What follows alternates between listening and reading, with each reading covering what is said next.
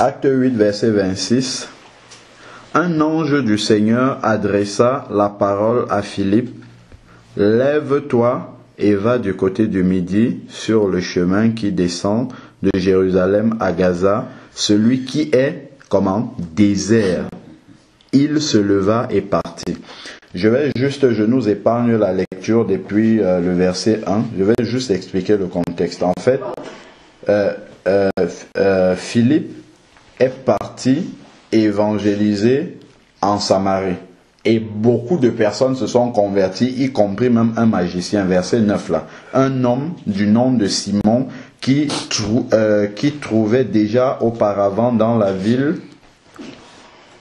qui se trouvait déjà auparavant dans la ville, exerçait la magie, provoquait l'étonnement du peuple de la Samarie et se disait quelqu'un de grand. Voilà.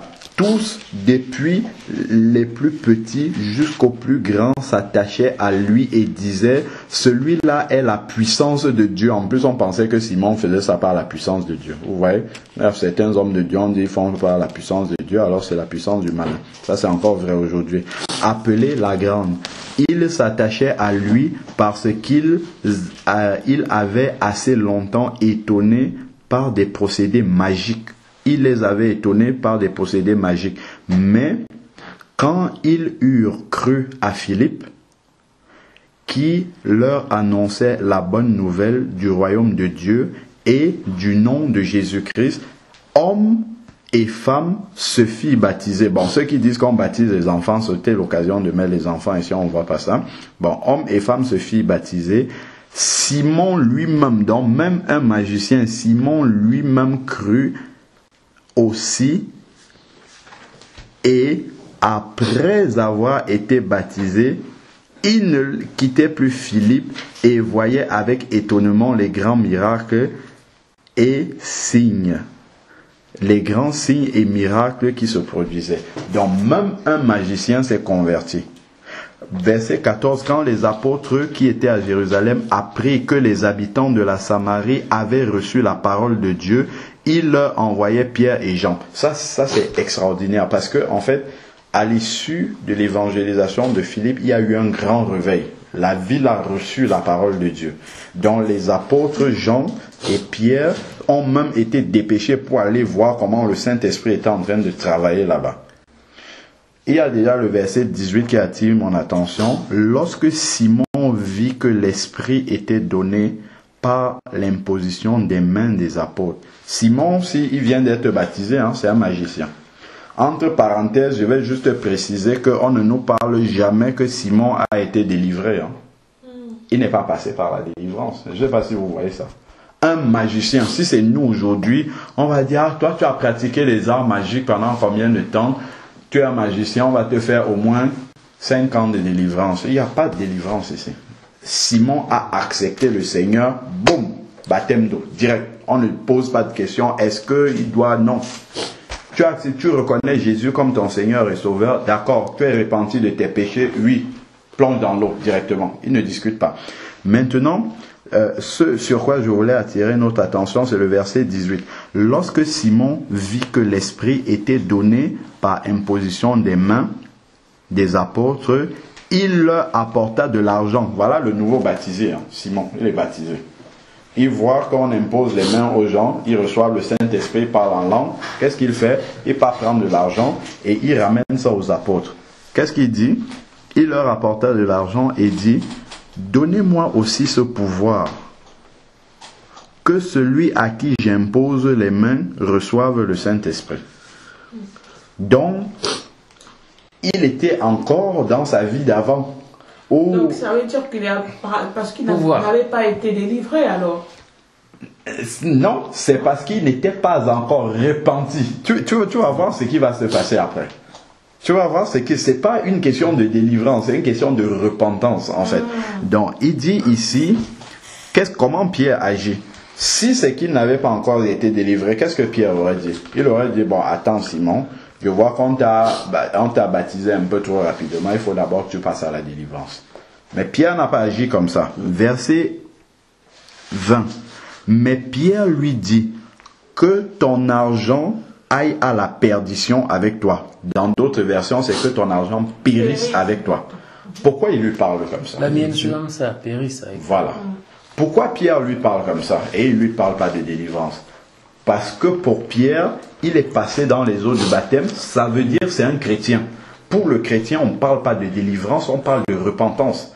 Donc, si il t'arrive quelque chose, ce n'est pas lié au fait que tu n'aies pas été délivré, parce qu'on a lu dans Colossiens 1 au verset 13 que le Seigneur nous a déjà délivrés et il nous a transportés dans le royaume du Fils de son amour. Donc, il dit que ton argent et toi périssent. Donc, pour lui, c'est le jugement de Dieu qui doit venir, parce que tu es un chrétien. Quand tu es un chrétien, tu connais la vérité. Quand tu connais la vérité, on ne te traite plus comme quelqu'un qui est ignorant. Bon, donc, qu'est-ce qui se passe maintenant? Et même ici aussi, on voit aussi que Pierre ne remet pas en question le baptême de Simon. Tu vois? Il aurait pu dire, oh Simon, finalement, oui, pourquoi on t'a baptisé? On s'est trompé, on n'aurait pas dû te baptiser, mais il ne dit pas ça. Il lui dit que ton argent périsse avec toi. Ça veut dire que, en fait, quand quelqu'un vient, il confesse Jésus. Nous, on a celui qui conduit quelqu'un dans les eaux du baptême, son devoir vis-à-vis de la parole de Dieu, c'est de poser les bonnes questions et de s'en tenir à ce que la personne dit. Donc, si moi je te demande, est-ce que tu t'es repenti de tes péchés? Parce que Acte 2, 38 dit, c'est Pierre le jour de la Pentecôte, verset 37, lorsque les gens qui étaient à Jérusalem écoutent la prédication de Pierre, Acte 2, 37, ils demandent, après avoir entendu cela, Acte 2, 37, ils eurent le cœur vivement touché. Donc leur cœur a été touché et il dit à Pierre et aux apôtres, frères, que ferons-nous? En parenthèse ici, qu'est-ce que nous devons faire pour être sauvés? Comment Pierre répond au verset 38? Pierre leur dit, repentez-vous et que chacun de vous soit baptisé. Dans la seule condition, il faut se repentir. Et ensuite, on baptise les gens au nom du Seigneur Jésus, et ensuite les gens reçoivent le don du Saint-Esprit. Donc, qu'est-ce que Pierre a dû faire ici pour Simon? Simon, est-ce que tu t'es repenti? Oui, je me suis repenti de mes péchés. On s'en tient à ça. Hein? On n'a pas besoin de venir fouiller dans ta vie pour voir est-ce que tu t'es vraiment repenti. Ça te regarde avec Dieu. Si tu viens dire à celui qui doit te conduire dans les eaux du baptême, je me suis repenti, alors que tu continues à pratiquer ça derrière, c'est à Dieu que tu as menti, pas à celui-là. Donc, si tu continues à vivre dans ton péché, Dieu te juge directement. Celui qui t'a baptisé n'a rien à voir avec ça, parce que quand tu lui as dit ça, en fait, c'est une confession que tu as faite devant Dieu. C'est pas devant celui qui te baptise. Donc, celui qui te baptise, sa responsabilité, c'est de te poser la question. Si tu lui dis oui, c'est bon, lui, il n'a pas à aller plus que ce que tu lui as dit. Il prend ça pour vrai, et puis il te passe dans les eaux du baptême. Donc, c'est pour ça que Pierre n'a pas dit à Simon ici, oh, on n'aurait pas dû te baptiser parce que ton cœur n'est pas encore vraiment délivré. Non. Il lui dit que ton argent, Acte 8, verset 20, que ton argent aille à la perdition avec toi, puisque tu as pensé acquérir le don de Dieu à prix d'argent. Il n'y a pour toi ni part ni lot dans cette affaire, car ton cœur n'est pas droit devant Dieu. On aurait pu dire, mais c'est quand même dur vis-à-vis d'un nouveau converti. On peut dire, oui, faut pas parler comme... Non, pour eux, dès que tu es converti, tu passes dans les eaux du baptême, tu es responsable devant Dieu. Donc si, c'est comme Ananias et Saphira dans Acte 5 là. Ananias est venu, il a vendu un champ, on lui pose la question, est-ce à ce prix-là? En plus, il n'était même pas obligé, personne ne lui a demandé de ramener l'argent. Il a dit, voilà, j'ai vendu le champ, voici ce qu'on m'a donné. Pierre dit, mais est-ce que c'est à ce prix-là que vous avez vendu ça? Il dit, oui, c'est à ce prix-là. Pierre lui dit, mais comment tu as laissé Satan entrer dans ton cœur pour mettre un tel dessein dans... Il y a des jeunes qui sont là, ils vont t'amener, ils tombent, ils meurent direct. Ça, c'est le Dieu d'amour qui frappe comme ça aussi. Hein? C'était quand même fort. Hein. C'est fort parce que c'était même pas une obligation. C'est eux qui ont fait ça volontairement. C'est un acte volontaire, sauf que ils ont menti. Et c'est ça que le Saint-Esprit n'a pas aimé. Ils auraient pu venir dire, et d'ailleurs Pierre leur dit, l'argent n'était-il pas à votre disposition? Ça veut dire quoi? tu peux avoir vendu le champ à 50 euros. Tu dis, bon, ok, pour mes besoins de famille, je vais garder 30 euros et je vais ramener 20 euros à l'assemblée là-bas. Donc, je viens, je dis à l'assemblée, j'avais vendu le champ à 50 euros, j'ai gardé une partie, moi j'ai 20 euros à vous apporter, il n'y aurait pas de problème. Sauf que eux, ils viennent, ils disent, nous avons vendu le champ à 20 euros. Il pose 20 euros. Il a gardé 30, mais il veut les honneurs de 50 euros. Que tout le monde dit, waouh, waouh, Ananias, là, ils sont vraiment des enfants de Dieu. Vous avez vu, ils ont vendu leur champ, ils ont tout apporté, ils n'ont rien gardé pour eux. Donc, il veut justement avoir ces honneurs là-bas. Sauf qu'avec Dieu, ça ne marche pas. Dieu a frappé, la femme arrive maintenant, 3 heures plus tard. Pierre lui pose la même question. Est-ce le prix que son mari avait dit que vous avez vendu? La femme dit oui, si c'est ça. Il dit, mais comment vous êtes entendus pour ensemble venir mentir au Saint-Esprit? Ceux qui ont emporté ton mari sont encore là. Glac, est emparé. Direct. Pour montrer que dans l'église primitive, il y a eu des actes comme ça où le Saint-Esprit jugeait directement. Sans tenir compte, on va dire, oh, le baptême n'était pas encore vrai, il n'était pas délivré. Non, non, non, quand tu es chrétien, tu es responsable. Direct. Pourquoi? Parce que Dieu t'a donné la capacité, justement, de te défaire de ta vie d'avant. De renoncer à ce que tu pratiquais avant. Donc, si tu continues à pratiquer sans que ça ne t'embête, en fait, c'est volontaire dans ce cas. C'est pour ça que Dieu considère que c'est un péché, parce que tu le fais volontairement. Parce que le rôle du Saint-Esprit, c'est de te dire, ah, attention, ce que tu es en train de faire là, Dieu n'aime pas ça. Il faut que tu te répandes. Tu vas te repentir, ou même avant que tu ne fasses ça, le Saint-Esprit va te dire, attention, ce que tu as envie de faire là, il te rappelle la parole de Dieu. La parole de Dieu dit qu'on ne doit pas faire ceci. Tu vas dire, ah, c'est vrai, mais je le fais quand même. Là, le Seigneur va te rappeler alors. Gardons toujours la main dans acte 8. On va aller lire ça dans Jean 14, verset 26. Donc, le Saint-Esprit a ce rôle-là que Jésus a dit aux disciples, là dans Jean 14, verset 26. Il dit, mais le Consolateur, le Saint-Esprit que le Père enverra en mon nom, c'est lui qui vous enseignera toutes choses. Et donc, voilà encore là où le Saint-Esprit est le vrai pasteur. Il vous enseignera toutes choses et vous rappellera tout ce que moi je vous ai dit. Donc, le Saint-Esprit nous rappelle les paroles de Jésus. Tout ce que moi je vous ai dit. Donc au moment où tu te prépares à pécher comme ça, le Saint-Esprit va faire remonter la parole de Dieu. Il va te dire, voici ce que la parole de Dieu dit par rapport à ce que tu vas faire.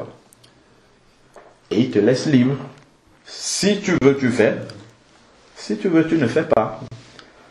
Et Jean 16, verset 8 dit, le Saint-Esprit a été donné pour convaincre de quoi? De péché. Ensuite, qu'est-ce qu'il dit? De justice. De justice, si quand il te convainc de péché, tu te répands, Dieu t'accorde sa justice, il va te justifier. Et de jugement. Donc, si tu refuses de te repentir, c'est le jugement de Dieu qui va venir. Bon. Déjà, prenons Jean 16. On va décortiquer ça aussi. Tout ça, en fait, ça c'est les premiers pas là. Quand on se convertit, on commence à vivre ça. Jean 16, verset 8.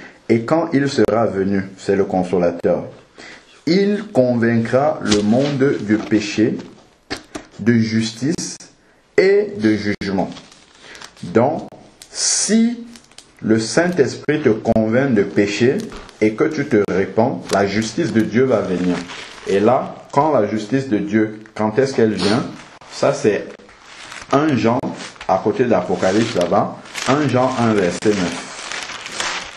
Si nous lui confessons nos fautes,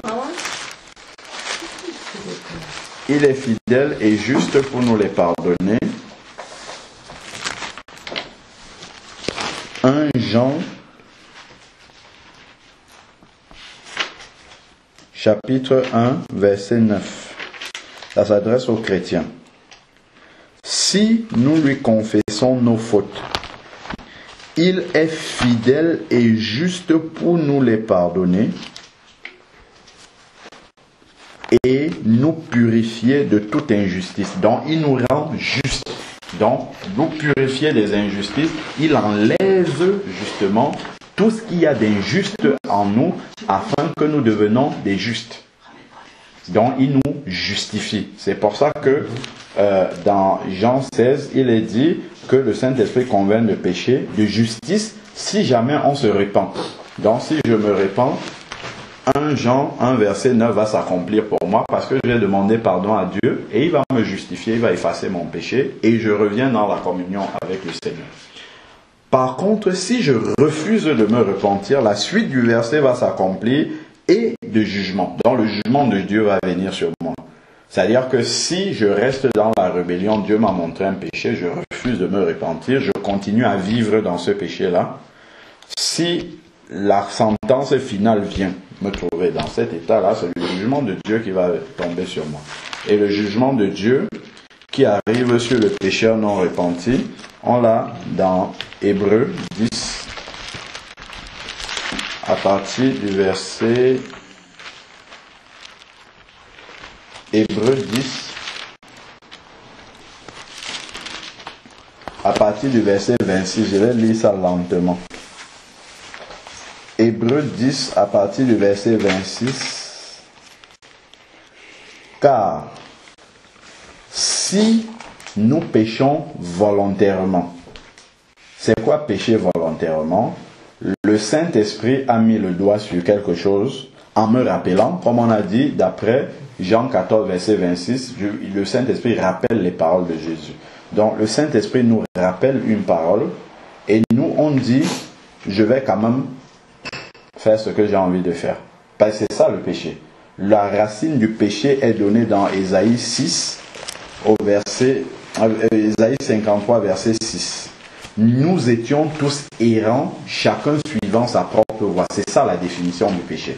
Parce que souvent on a tendance à dire le péché c'est mentir, voler, tout ça. Ça c'est la conséquence du péché. Mais la vraie définition du péché, c'est je fais ce que je veux et non ce que Dieu veut. Donc c'est la rébellion contre la parole de Dieu. Tu vois? Donc maintenant, pécher volontairement, c'est le Saint-Esprit a mis le doigt sur quelque chose. Il me dit, voici ce que la parole de Dieu dit. Je dis, moi je vais faire quand même ce que j'ai envie de faire.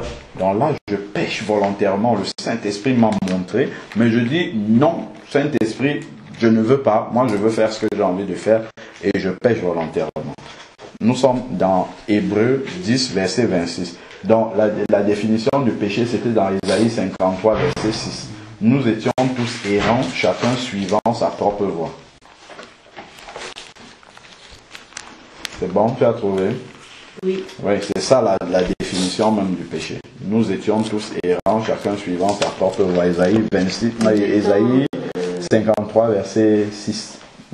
Comme des brebis. Voilà. Chacun suivant sa propre voie, exactement. C'est ça la définition du péché, chacun suivant sa propre voie. Péché, c'est suivre sa propre voie et non suivre la voie de Dieu. C'est pour ça que même les gens qui sont dans le monde, ils peuvent faire des choses qui sont bien, mais comme ils le font par leur propre volonté, ils pêchent quand même si ce sont des choses qui sont bien. Parce qu'ils le font pour leur propre intérêt et ensuite pour en tirer gloire. Tu vois? Donc c'est pour ça que Dieu considère que c'est un péché, parce que tout ce que nous devons faire doit rendre gloire à Dieu.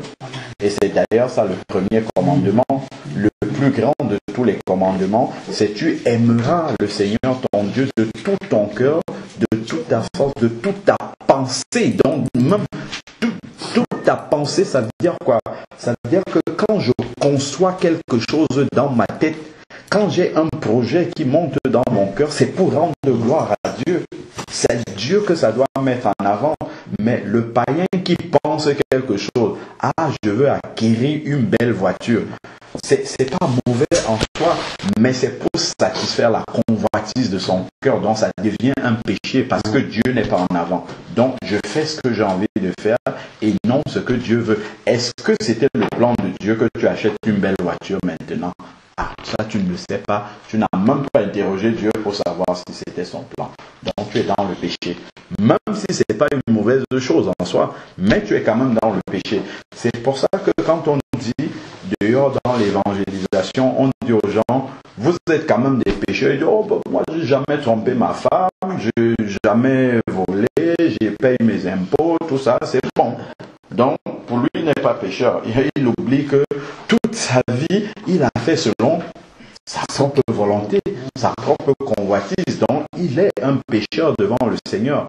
C'est pour ça que la Bible peut dire, sans lésiner, dans Romains 3, au verset 23, tous ont péché et sont privés de la gloire de Dieu. Romains 3, verset 10 dit, il n'y a point de juste sur la terre, pas même un seul, nul ne fait la volonté de Dieu. Et on peut dire ça de tous les hommes sans exception. Donc tant qu'on ne connaît pas le Seigneur, ça s'applique à nous. Et ça c'est depuis Adam. Et ça c'est Romains 5 au verset 12 qui le dit, que le péché est entré dans le monde par un seul homme, par Adam, et ça s'est transmis de génération en génération jusqu'à nous. Donc quand un enfant naît, il naît déjà avec cette racine du péché. L'enfant commence à mentir, on ne lui a pas appris à mentir, parce qu'il voit la chicotte qui arrive. Papa, papa dit, est-ce que tu as fait ça? Non, papa, je n'ai pas fait alors que tu l'as vu faire. Pourquoi? Il fait ça pour se protéger, mais la racine, c'est la racine du péché. La nature adamique qui est déjà en lui naturellement. Et maintenant, quand il va grandir, donne sa vie en Christ, c'est là où le Seigneur brise tout ça et toutes choses deviennent nouvelles maintenant, selon l'inspiration du Saint-Esprit. Maintenant, il va marcher selon le Saint-Esprit et non sa propre chair. Donc, nous, là, on est seulement en train d'expliquer Hébreux 26 au verset, Hébreux 10, verset 26, juste, c'est quoi pécher volontairement. Et là, lui-même était en train d'expliquer Jean 16, verset 8, deuxième partie, qui dit, le Saint-Esprit nous convainc de pécher, après il y a la justice. Si nous lui confessons nos fautes, il est fidèle et juste pour nous les pardonner. Si nous ne confessons pas les fautes, il y a le jugement de Dieu qui vient sur nous lorsque nous péchons volontairement. Donc, après avoir reçu la connaissance de la vérité. Il ne reste plus de sacrifice pour les péchés. Mais, verset 27, l'attente terrifiante du jugement et l'ardeur du feu prêt à dévorer les rebelles, les pécheurs, non repentis volontairement. Le Saint-Esprit a déjà montré et nous disons, ah ça, c'est bon, je ne me répands pas. Verset 28, si quelqu'un a violé la loi de Moïse, il est mis à mort sans pitié sur la déposition de 2 ou de 3 témoins. Combien pire ne pensez-vous pas sera le châtiment mérité par celui qui aura foulé aux pieds le Fils de Dieu, tenu pour profane le sang de l'alliance par lequel il avait été sanctifié. Donc, il avait été sanctifié. Ça veut dire qu'il était un enfant de Dieu, il marchait dans la vérité. Le sang de Jésus l'avait sanctifié, l'avait purifié. Mais il tombe dans le péché et dit, je reste là-dedans. Si la mort vient le trouver là-dedans, le jugement de Dieu. C'est l'attente terrible du jugement de Dieu. Et souvent, même quand on tombe dans le péché et qu'on reste là, Dieu, le Saint-Esprit, nous rappelle. Et si on ne change pas, le Seigneur envoie l'endurcissement. Il endurcit ton cœur. Finalement, tu vas rester là-dedans. Même si tu veux, même après, même l'envie de changer va partir. Tu vas rester là-dedans. C'est pour ça que certains serviteurs-là, on dit c'est pas bon de faire ça.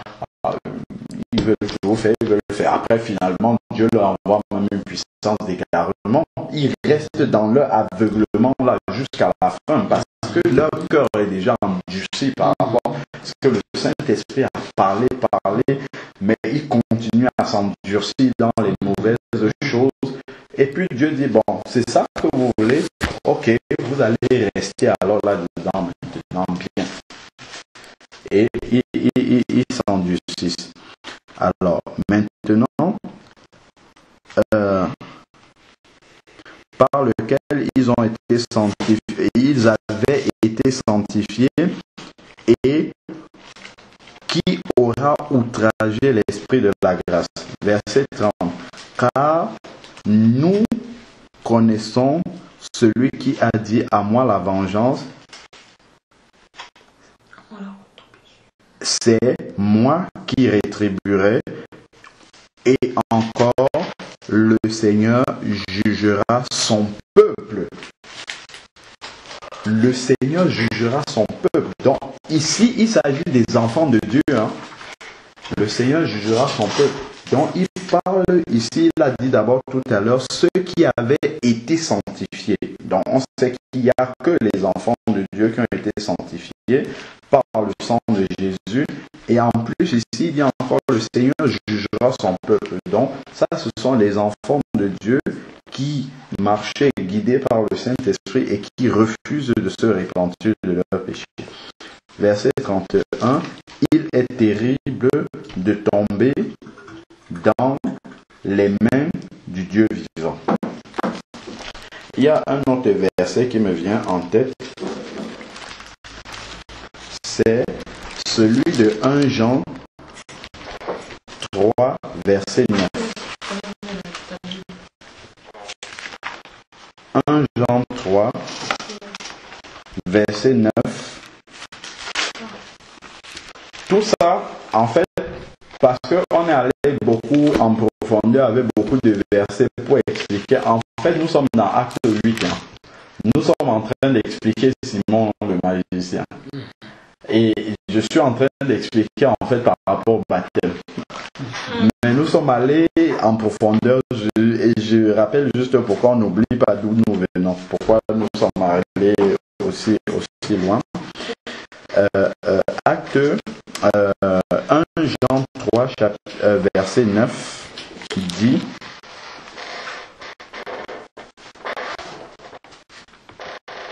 Jean chapitre 3 verset 9 dit: quiconque est né de Dieu ne pratique pas le péché, parce que la semence de Dieu demeure en lui et il ne peut pécher. En fait, c'est il ne peut pratiquer le péché puisqu'il est né de Dieu. Ça veut dire que lorsque quelqu'un naît de Dieu, ça veut dire né de nouveau.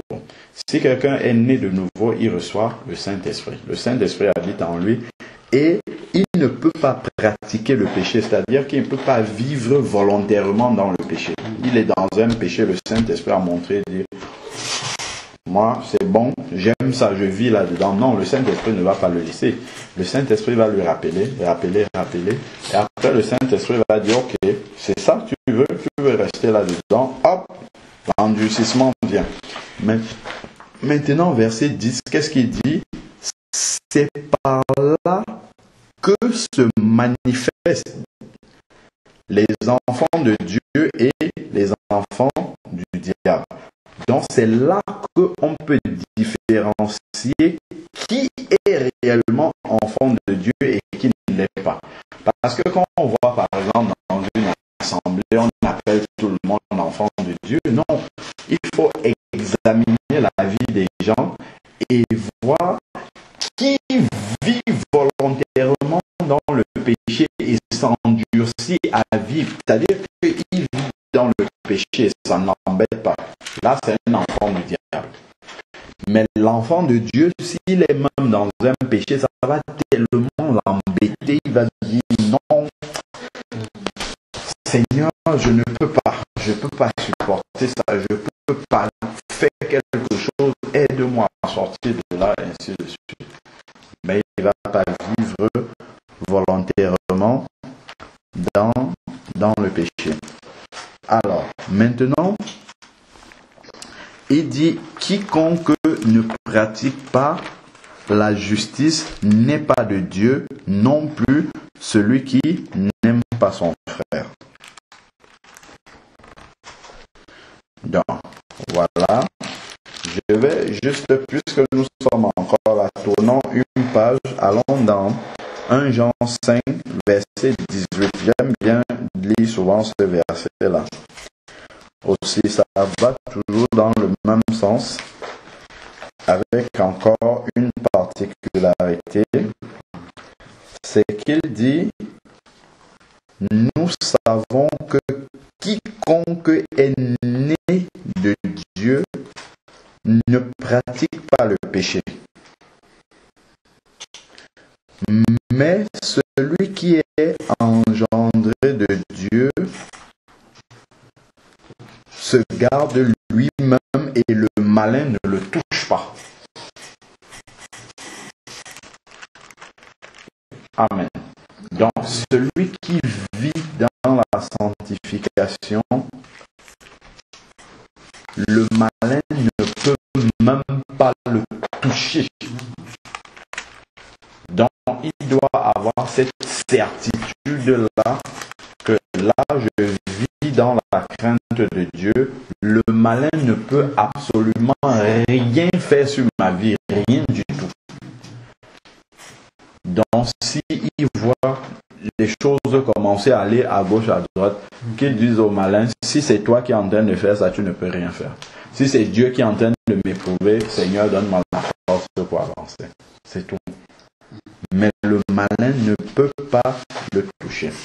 Bon, revenons d'où nous venons. Au début, nous étions dans Acte 8.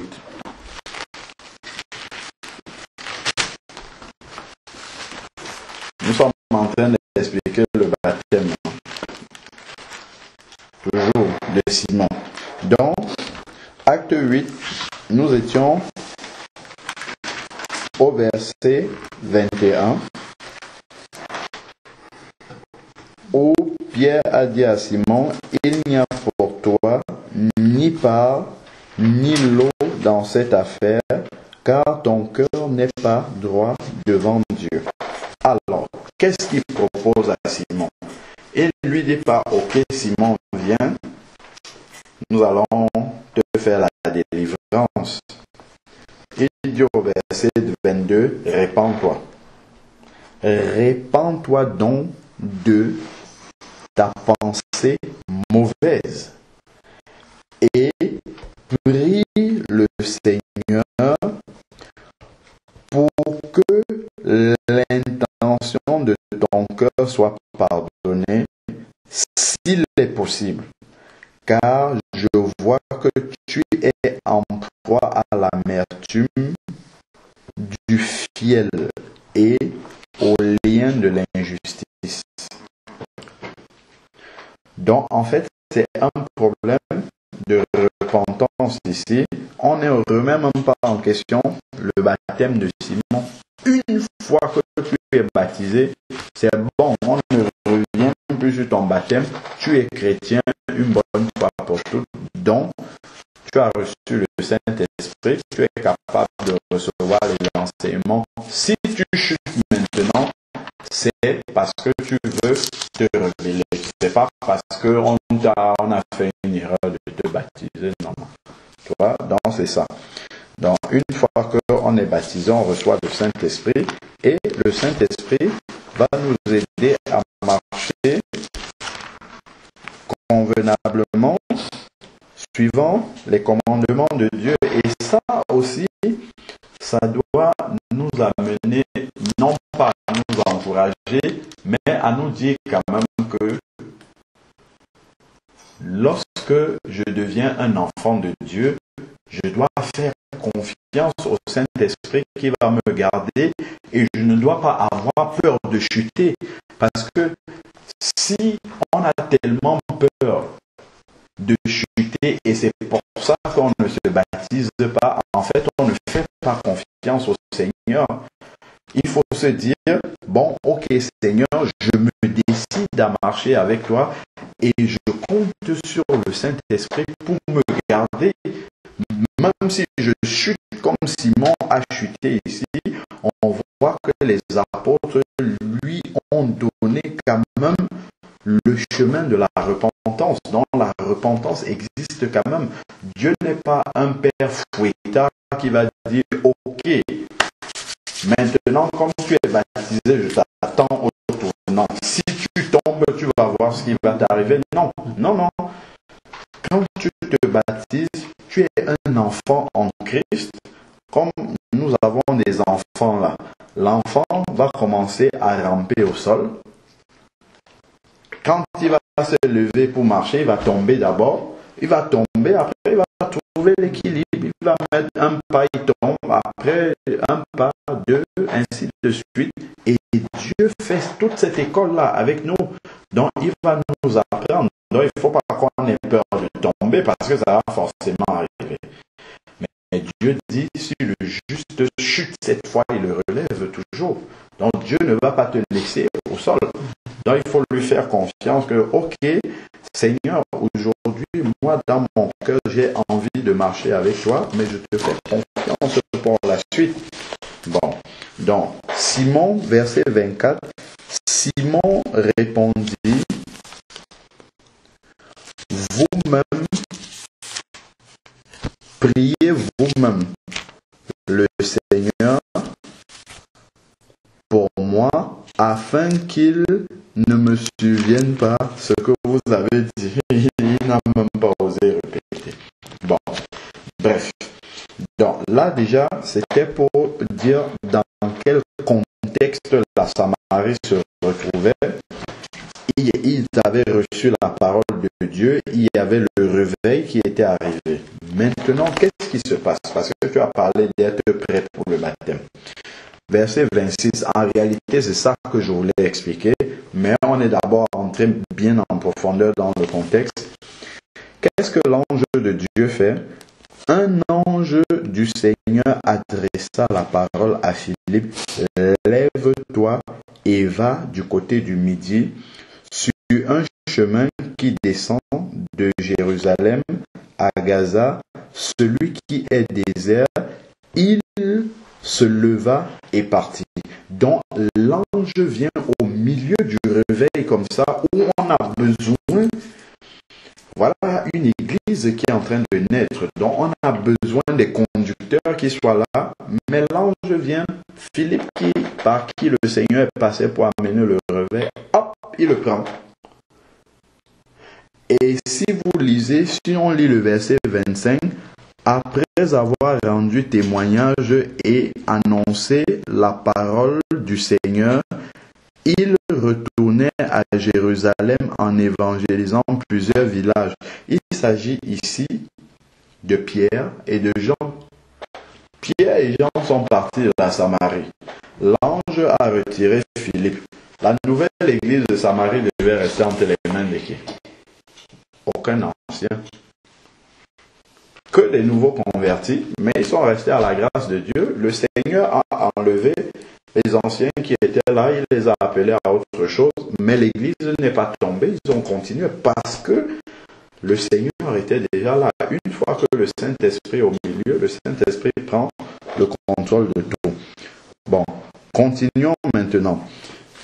Verset 27, et voici un Éthiopien, un eunuque, haut fonctionnaire de Candace, reine d'Éthiopie, et surintendant de tous ses biens, était venu à Jérusalem pour adorer, et il s'en retournait assis sur un char en lisant le prophète Ésaïe. Il est venu à Jérusalem, il est déjà en train de retourner chez lui. A-t-il prévu que là il va se baptiser? Pas du tout. Il ne sait même pas c'est quoi le baptême. Il ne sait pas, il est en train de lire le prophète Ésaïe et il rentre chez lui. Donc il n'a aucun rendez-vous de baptême. Aucune préparation quelconque au baptême. Il ne sait même pas que ça existe le baptême. Bon, il est en train de marcher comme ça, dans son char. Verset 29, l'Esprit dit à Philippe. Donc c'est le Saint-Esprit qui conduit et qui sait qu'il y a un monsieur qui est au désert là-bas, qui a besoin d'entendre la parole de Dieu. Donc, le Saint-Esprit vient déjà, il prend Philippe de la Samarie et il l'amène dans le désert. Philippe est en train d'avancer en même temps que l'eunuque, et le Saint-Esprit parle à Philippe, il lui dit, celui qui est là-bas à côté de toi, il a besoin d'entendre quelque chose qui vient du Seigneur. Alors, maintenant, qu'est-ce qui se passe? Verset 29, l'Esprit dit à Philippe, avance et rejoins ce char. Philippe accourut et entendit l'eunuque qui lisait le prophète Ésaïe et lui dit, comprends-tu ce que tu lis? Voilà comment Philippe introduit. Comprends-tu ce que tu lis? Il répondit, comment le pourrais-je si quelqu'un ne me guide? Et il invita Philippe à monter, s'asseoir avec lui. Il n'y a pas de programme de baptême ici. Lui, il est en train de lire le prophète Ésaïe. L'autre à côté de lui lui demande, ce que tu lis là, est-ce que tu comprends même? Qui va m'expliquer ça? Personne. Je ne sais pas ce que je suis en train de lire. Viens ici, si toi tu peux m'expliquer, peut-être je vais comprendre quelque chose. C'est comme ça que ça commence. Mais le Saint-Esprit, lui, il sait le programme qu'il a. Voilà maintenant comment la conversation continue. Et il invita Philippe à s'asseoir à monter, s'asseoir avec lui. Verset 32. Le passage de l'Écriture qu'il lisait était celui-ci. Il a été mené comme une brebis à l'abattoir, et c'est Ésaïe 53. Et comme un agneau muet devant celui qui le tond. Il n'ouvre pas la bouche. Dans son humiliation, son droit a été supprimé. Et sa génération qui la rencontra. Car sa vie est supprimée de la terre. L'eunuque, voilà, il lit tout ça, il ne comprend pas. L'eunuque prit la parole et dit à Philippe, je te prie, de qui le prophète dit-il cela? De lui-même? Est-ce qu'il parle d'Ésaïe? Ésaïe parle de lui-même ou bien il parle d'autre chose? Ou de quelqu'un d'autre? Verset 35. Alors, Philippe ouvrit la bouche et, commençant par ce texte, lui annonça la bonne nouvelle de Jésus. Donc, par ce texte que l'eunuque était en train de lire, Philippe lui présente donc la bonne nouvelle du salut. Comme il continuait en chemin, il arrivait à un point d'eau. Philippe n'a pas dit attention, voilà un point d'eau, qu'est-ce que tu attends? Non. Qu'est-ce qui se passe? Et l'eunuque dit, voici l'eau, qu'est-ce qui empêche d'être baptisé? Ça suppose que dans l'annonce de la bonne nouvelle que Philippe a donnée à l'eunuque, il a bien dû lui dire que si tu acceptes Jésus, il faut que tu rentres dans les eaux du baptême. Et donc, dès que l'eunuque lui voit l'eau, il pense directement à ça. Et c'est lui qui dit maintenant à Philippe, voici de l'eau, qu'est-ce qui empêche d'être baptisé? Philippe ne lui dit pas attention. Attention, tu es trop pressé. Faut qu'on aille d'abord te faire 6 mois de catéchisme. Non, Philippe n'a pas réagi comme ça.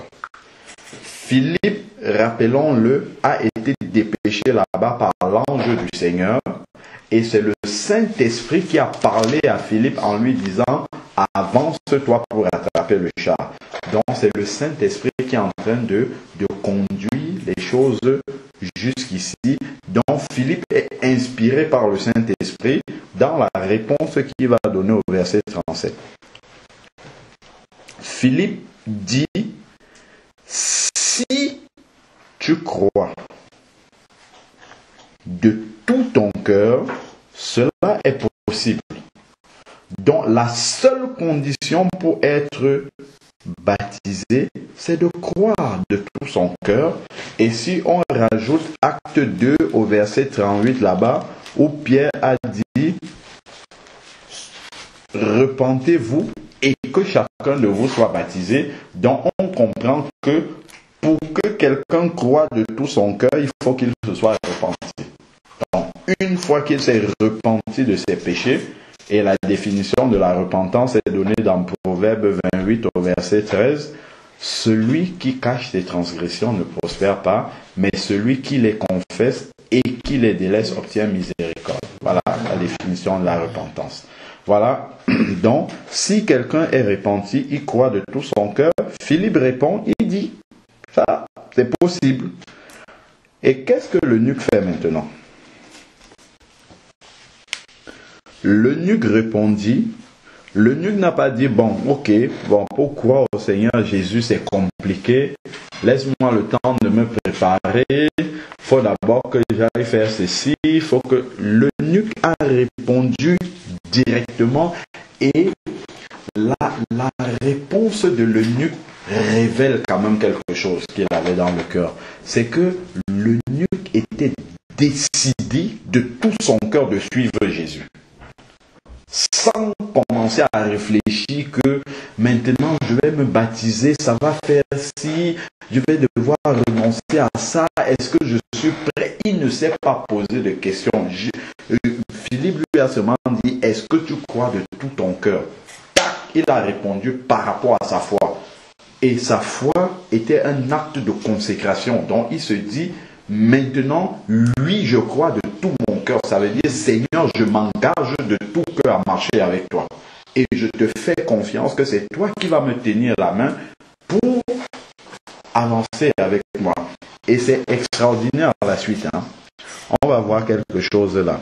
L'eunuque répondit, je crois que Jésus est le Fils de Dieu. Il ordonna d'arrêter le char. Vous voyez? La seule question que Philippe lui a posée pour le baptiser, il lui a dit, si tu crois de tout ton cœur, cela est possible. Et l'eunuque a répondu, je crois que Jésus est le Fils de Dieu. Donc si demain dans le baptême, on vous pose la question, est-ce que tu crois de tout ton cœur? Et que tu réponds, je crois, ou bien qu'on te demande, est-ce que tu crois que Jésus est le Fils de Dieu? Tu dis oui, ça suffit, on te plonge dans l'eau au nom de Jésus, c'est fini. C'est ça le baptême. Terminé. C'est pas quelque chose de mystique, on va mystifier là, comme on fait 6 mois de baptême, on commence. Non, c'est quelque chose de vraiment simple. C'est un engagement de bonne conscience, comme Pierre va le dire là-bas dans ses épîtres. Alors, une fois qu'ils se sont arrêtés, qu'est-ce qui s'est passé? Verset 38, il ordonna d'arrêter le char. Tous les deux descendirent dans l'eau, Philippe ainsi que l'eunuque, et il le baptisa immédiatement.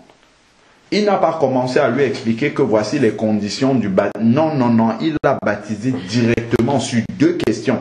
Il lui a expliqué Ésaïe 53.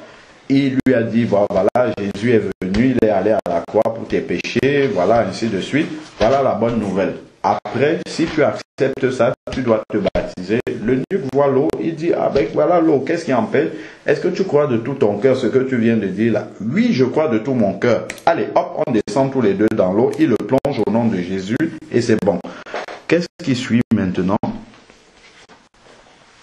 Verset 39. Quand ils furent remontés hors de l'eau, l'Esprit du Seigneur enleva Philippe et l'eunuque ne le vit plus alors que, joyeux, il poursuivait son chemin. Ça, c'est extraordinaire. L'eunuque qui n'avait pas le programme d'être baptisé, il est baptisé maintenant. Celui qui lui a annoncé la bonne nouvelle et qui l'a conduit dans les eaux du baptême a disparu. Lui-même, il devait commencer à se poser les questions. Maintenant que je suis baptisé, qui va m'enseigner? il n'est plus là, il est parti, il ne m'a même pas donné les consignes. Comment ça va se passer pour la suite? Non, l'eunuque n'est pas intéressé par ça. Il chante, il est content, voilà, et tout joyeux, il continue son chemin. Il rentre en Éthiopie. Nous savons que l'Éthiopie est l'un des pays africains les premiers à avoir reçu l'évangile. C'est par l'Éthiopie là-bas que l'évangile est bien entré, a commencé à pénétrer l'Afrique et on a l'évangile jusqu'à aujourd'hui. Donc l'eunuque est parti joyeux, faisant confiance à qui? Il n'y a plus Philippe là-bas en Éthiopie. Faisant confiance au Seigneur, de la même façon que l'église qui est née là-bas en Samarie, Jean et Pierre qui sont arrivés là, ils ont fait le travail du Seigneur, ils ont imposé les mains, les gens ont reçu le baptême dans le Saint-Esprit, ils sont retournés à Jérusalem, verset 25, acte 8, verset 25. De la même manière, une fois que Philippe a conduit l'eunuque dans les eaux du baptême, hop, l'Esprit de Dieu a enlevé Philippe, terminé. L'eunuque ne l'a plus vu. Qui va enseigner l'eunuque? C'est Dieu lui-même. Qui va conduire l'eunuque dans sa nouvelle vie? C'est Dieu lui-même. Qui va donner les consignes même aux nouveaux baptisés? C'est Dieu lui-même. Tout, donc tout repose sur le Seigneur et la confiance. Le Saint-Esprit a seulement vérifié dans la question que Philippe a posée à l'eunuque. Est-ce que tu crois de tout ton cœur? L'eunuque a répondu, je crois que Jésus est le Fils de Dieu. Terminé. Pour le Saint-Esprit, c'est largement suffisant pour enseigner quelqu'un comme ça. C'est la seule condition. Il n'a pas dit, oh, maintenant l'eunuque va arriver en Afrique, en Éthiopie, il va avoir des conditions difficiles, il faut expliquer à la reine que maintenant je suis chrétien, non, non, non, non, non. Est-ce que oui, je crois que Jésus est le Fils, c'est bon, c'est terminé, c'est suffisant pour entrer dans les eaux du baptême. Verset 40, quant à Philippe, il se trouva dans Azote, puis il évangélisait toutes les villes. On voit ici Philippe continue le travail du Seigneur, il évangélise les villes.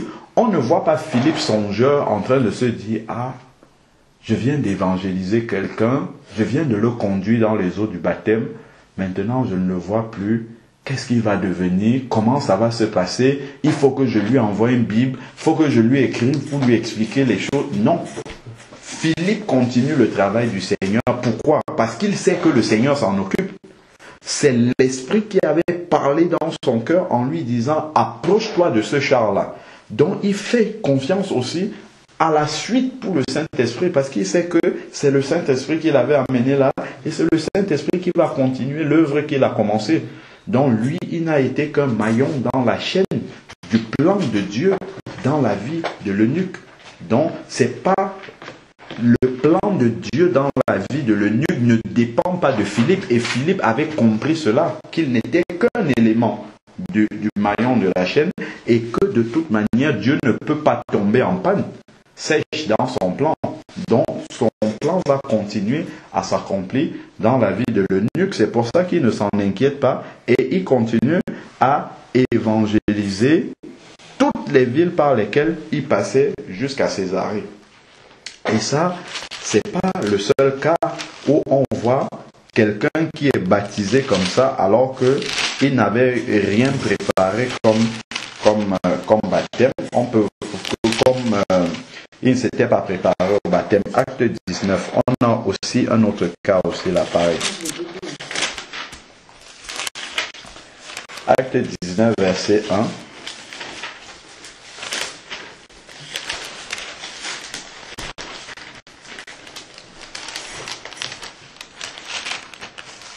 Acte 19, verset 1 dit, « Pendant qu'Apollos était à Corinthe, Paul, après avoir traversé les hauteurs du territoire, se rendit à Éphèse.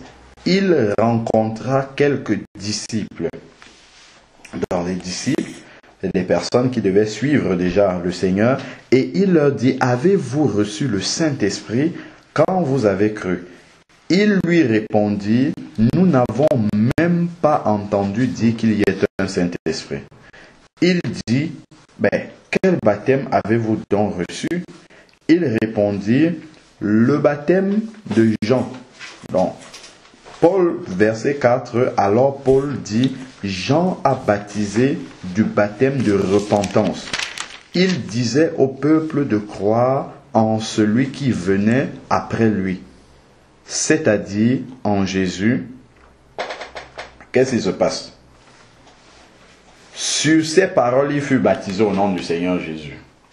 Directement. Est-ce que tu rencontres des gens en route comme ça, 2-3 mots terminés. Sur ces mots-là, ils sont baptisés. Immédiatement. Est-ce qu'il y avait préparation, prenez les serviettes, les habits blancs, tout, et rien du tout, il n'y a pas de préparation là. C'est le Saint-Esprit qui conduit. C'est que, celui-là, il doit passer dans les eaux du baptême, il est prêt. On le plonge dans l'eau, terminé, c'est fini. Le baptême, c'est pas quelque chose qu'on doit mystifier, qu'on doit se préparer. Non, si la personne a un engagement, si il décide de se consacrer au Seigneur, on le plonge dans les eaux du baptême et c'est terminé. Et le Seigneur prend le contrôle de la suite. Donc, Paul n'a pas commencé à se poser des questions, commencé à expliquer. On dit, sur ces paroles, c'est trois versets, sur ces paroles-là. Lesquelles paroles même? C'est juste le verset 4 là, où Paul leur explique, Jean a baptisé du baptême de repentance, il annonçait celui qui devait venir, Jésus. Sur ces paroles là, allez dans les eaux du baptême. Eux aussi n'ont pas dit, oh Paul, attends que nous allions annoncer à nos parents là-bas qu'on va se baptiser. Non, ils sont entrés dans les eaux du baptême, terminé, ils vont témoigner quand ils vont arriver. C'est terminé. C'est aussi simple que ça, le baptême. Il n'y a rien d'exceptionnel là-dedans, sauf c'est notre engagement. Alors, une fois, sur ces paroles, il fut baptisé au nom du Seigneur Jésus. Verset 6, Paul leur imposa les mains et le Saint-Esprit vint sur eux et il se mit à parler en langue et à prophétiser. Tous ces hommes étaient au nombre de 12. Est-ce que tu imagines ça? Un apôtre en train de marcher à pied, il rencontre 12 hommes, 12, c'est pas une personne, 12 personnes comme ça dans la rue. Il demande, est-ce que vous là, vous êtes des disciples là, est-ce que vous avez reçu le Saint-Esprit? À 12 personnes, il lui dit, on n'a même pas entendu parler qu'il est un Saint-Esprit. Ah oui, mais quel baptême? Le baptême de Jean. Ah d'accord, ok, Jean c'était la repentance, il annonçait Jésus, Jésus est venu. Sur ces paroles, 12 personnes au nom de Jésus soyez baptisées, sort. Au nom de Jésus, 12, les 12 ont été baptisés directement, il les prend, voilà, recevez le Saint-Esprit, recevez, boum, il commence à parler en langue terminée, comment il continue à marcher. C'était aussi simple que ça. Tu vois, il n'y a pas, il n'y a pas une préparation exceptionnelle, il y a juste une confession de foi, un engagement sincère de la part des personnes. Je vais finir le verset 10 qu'on a commencé à lire là chez Corneille. Je vais lire maintenant Acte 10, verset 44. Acte 10, verset 44. On a cité tout à l'heure Acte 10, mais on parlait simplement de la vision que Pierre a eue, où le Seigneur lui a montré des quadrupèdes et des reptiles en lui disant de tuer et de manger, parce qu'il avait déclaré ces animaux purs. Verset 44, ce qui s'est passé, je lis juste la suite pour nous épargner la lecture des versets d'avant. C'est que Pierre est entré dans la maison de Corneille et il a commencé à exposer la parole de Dieu. Il a expliqué par rapport à Jésus de Nazareth qui a été envoyé pour sauver l'humanité et tout. Verset 44 maintenant. Et il y avait des gens qui étaient invités chez Corneille qui écoutaient Pierre prêcher. Comme Pierre, acte 10, verset 44, comme Pierre prononçait encore ces mots, le Saint-Esprit descendit sur tous ceux qui écoutaient la parole. Tous les croyants circoncis qui étaient venus avec Pierre furent étonnés de ce que le don du Saint-Esprit aussi était répandu sur les païens. Car il les entendait parler en langue et exalter Dieu. Donc, c'est bien un cas où on peut recevoir le baptême dans le Saint-Esprit, parler en langue avant d'être baptisé. Verset 47 maintenant. Alors Pierre reprit la parole. Quand Pierre a vu ce qui s'était passé, le Saint-Esprit conduit Pierre maintenant qui dit: peut-on refuser l'eau du baptême à ceux qui ont reçu le Saint-Esprit aussi bien que nous? Il aurait pu dire: oui, bon, maintenant vous voir parler en langue, attendez d'abord, je vais encore bien vous expliquer, il faut ça, il faut... Non, tout de suite il comprend, il parle en langue, d'accord, ok, qu'est-ce qu'il faut faire? Il faut les baptiser. Verset 48, il ordonna de les baptiser au nom de Jésus-Christ et lui demandait alors de rester quelques jours. C'est tout, directement. Est-ce que les gens qui sont venus chez Corneille ce jour-là étaient venus pour se baptiser? Pas du tout. Ils n'étaient pas venus pour faire ça. Ils sont venus pour écouter Pierre parler. Et puis Pierre en train de parler, le Seigneur manifeste quelque chose. Pierre discerne qu'il faut les baptiser. Et hop, on ne dit pas: attendez, je m'en vais chez moi apporter d'autres habits, tout ça. Non, tout de suite, on les plonge dans l'eau et puis c'est terminé. Ils sont chrétiens. Il faut juste avoir la certitude de l'engagement des personnes qui sont là. Prenons maintenant acte 16. On voit que presque tous les baptêmes que la parole nous rappelle là, c'était pas des gens qui s'étaient préparés à aller se baptiser. De tous les baptêmes qu'on a vus là déjà, c'est des gens qui étaient dans un programme donné. Le Saint-Esprit surgit dans leur programme et il dit: non, c'est mon programme qui va s'accomplir pour vous, vous devez vous baptiser. Prenons maintenant acte 16. Acte 16, on va prendre à partir du verset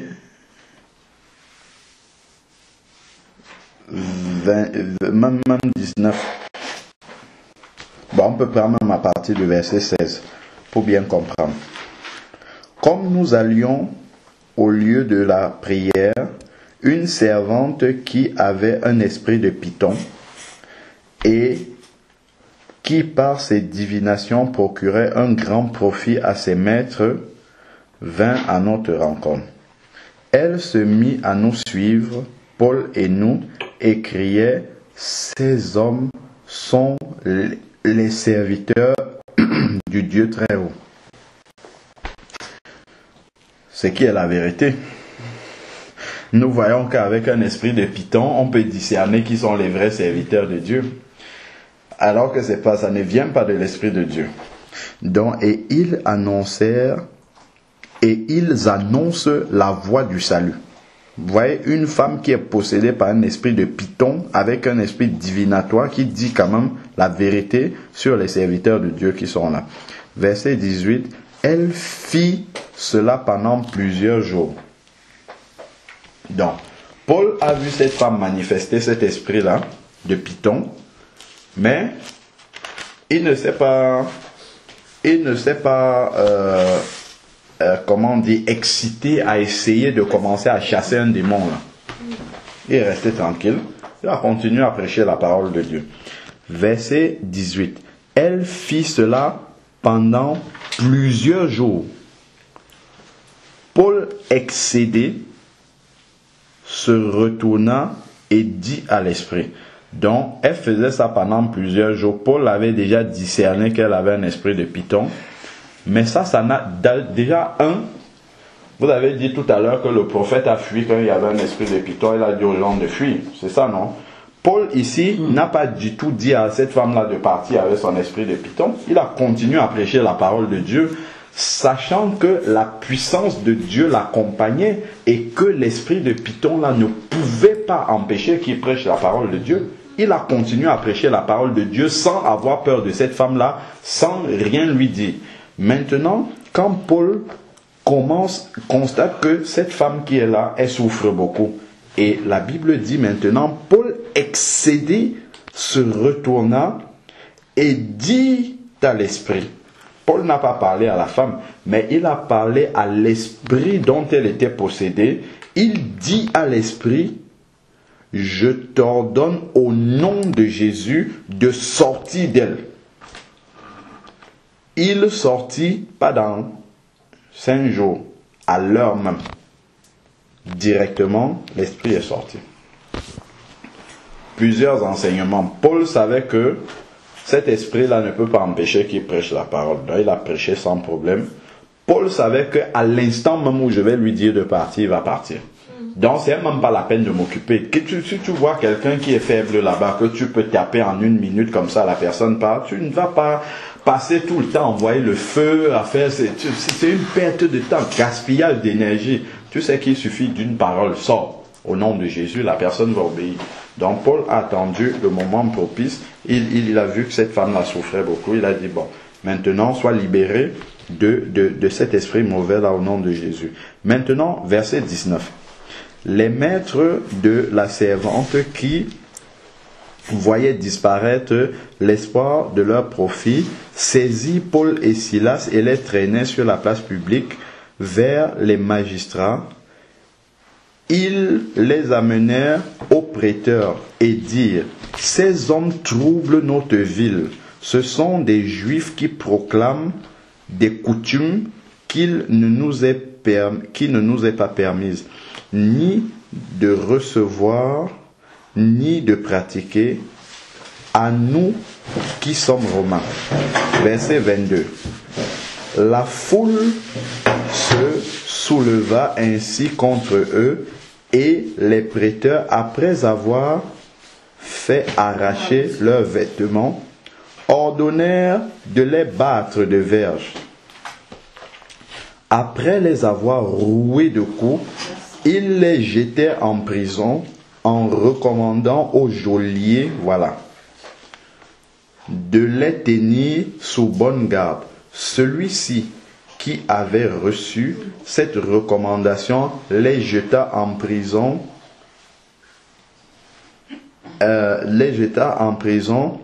intérieure et mit des ceps à leurs pieds. Ils sont en prison et ils ont des fers, ils sont bloqués. Vers le milieu de la nuit, Paul et Silas priaient et chantaient les louanges du Seigneur, donc en prison étant enchaînés en plus. Les louanges de Dieu, et les prisonniers les écoutaient. Tout à coup, il se produit un grand tremblement de terre au point que les fondements de la prison furent ébranlés. Au même instant, toutes les portes s'ouvrirent et les chaînes de tous les prisonniers se détachèrent. Le geôlier se réveilla et lorsqu'il vit les portes de la prison ouvertes, il tira son épée. Il allait se tuer pensant que les prisonniers s'étaient enfuis. Mais Paul cria d'une voix forte: ne te fais aucun mal. Nous sommes tous ici. Alors le geôlier demanda de la lumière, entra précipitamment et tomba tout tremblant devant Paul et Silas. Il les mena dehors et dit: Seigneur, que faut-il que je fasse pour être sauvé? Voilà déjà la démarche. Que faut-il que je fasse pour être sauvé? Verset 31, il répondit: crois au Seigneur Jésus et tu seras sauvé, toi et ta famille. Amen. Crois au Seigneur Jésus et tu seras sauvé, toi et ta famille. C'est aussi simple que ça. Crois au Seigneur Jésus et tu seras sauvé, toi et ta famille. Verset 32. Et ils lui annoncèrent la parole du Seigneur ainsi qu'à tous ceux qui étaient dans sa maison. Il les prit avec lui à 7 heures même de la nuit. Est-ce que tu vois ça? Il les prit à 7 heures même de la nuit. Donc je suis en train de parler comme ça avec nous ici. Est-ce que tu crois? Oui, je crois. S'il y a une baignoire là, on te baptise directement. C'est ça qu'il faisait à 7 heures même de la nuit. Il n'attend même pas que le jour se lève. On va faire une belle fête, le geôlier, on va inviter toute l'armée romaine pour assez. Non, pas du tout. Est-ce que tu crois? Oui. À 7 heures même de la nuit, c'est ce qu'il dit ici. Alors, donc, verset 32, il leur annonçait la parole de Dieu ainsi qu'à tous ceux de sa maison. Verset 33, il les prit avec lui à 7 heures même de la nuit, lava leurs plaies, et aussitôt, ça c'est important, le aussitôt là. C'est-à-dire que quand quelqu'un croit, on ne doit même pas attendre 1 minute pour le baptiser. Dès qu'il dit je crois, ah bon, on te trempe dans l'eau directement. Pourquoi on doit te tremper dans l'eau? Parce que le malin ne lit pas à l'intérieur du cœur de quelqu'un. Seul Dieu sonde les cœurs et les reins. Donc Dieu lui lit dans nos pensées, lit ce que nous avons à l'intérieur. Donc Dieu sait que toi tu es né de nouveau parce que tu as accepté Jésus et la nouvelle naissance elle est intérieure. Mais le malin ne le sait pas. Mais lorsque on te trempe dans les eaux du baptême, il réalise que celui-ci n'est plus mon enfant, c'est fini, il a changé de camp maintenant. Et il faut qu'il réalise ça le plus rapidement possible. Donc on n'attend même pas le jour, on te trempe là directement. Dès que tu crois, on te trempe dans l'eau. On n'attend même pas 1 minute pour faire les coups de catéchisme, tout, parce que c'est une perte de temps. Tout ça, c'est le temps où l'ennemi peut encore agir dans ta vie. Non, immédiatement, tu crois, paf, dans l'eau direct. Tu deviens un enfant de Dieu, tu commences à exercer ton autorité. Sur le malin, il n'a plus rien à faire. C'est pour ça que les apôtres, ils ne perdaient pas ce temps-là. Parce qu'ils étaient dirigés par le Saint-Esprit, ils étaient conduits par le Saint-Esprit. Ils ne perdaient pas le temps à attendre toutes les cérémonies que nous on fait maintenant. Aussitôt, il fut baptisé, lui et tous les siens. Donc, baptisé la nuit, c'est pas une seule personne. C'est lui avec toute sa famille. On ne sait pas combien de personnes étaient là. La nuit. Il fut baptisé la nuit. Était-il préparé? Lui-même déjà non. Les gens de sa famille encore moins. Je reste là à la maison la nuit, ou bien ta femme reste là la nuit. Toi, tu es un garde prisonnier, tu es au travail là-bas, et tu débarques ici là à 2 heures du matin avec des gens. Paul et Silas, ils sont enroués de coups. Tu dis à ta femme, lève-toi, ces gens-ci sont blessés, on va les soigner. Elle les soigne et tout ça. Et eux, pendant qu'on les soigne, commencent à parler de Jésus. Est-ce que vous croyez? Oui, on croit. Ah, toi aussi, David, il est là, il est de passage. Oui, je crois. Ah, d'accord, comme ça. Hein. Mettez l'eau là-bas dans la baignoire. Tout le monde. Demain matin, tout le monde est baptisé déjà. C'était comme ça. C'était aussi simple que ça. C'était aussi simple que ça. Pas de procédure. Et après, lorsque Paul et Silas sont partis, dans la suite du verset, on ne voit pas que Paul et Silas restent là encore à se dire, celui-ci même, avec sa famille, on l'a baptisé, il va aller prier où? Il faut que je lui monte une assemblée, non, c'est la grâce de Dieu qui va faire ce travail-là. Donc, il faisait confiance entièrement au Seigneur de A à Z dans le plan de la vie des gens. De A à Z. Et il ne se fatigue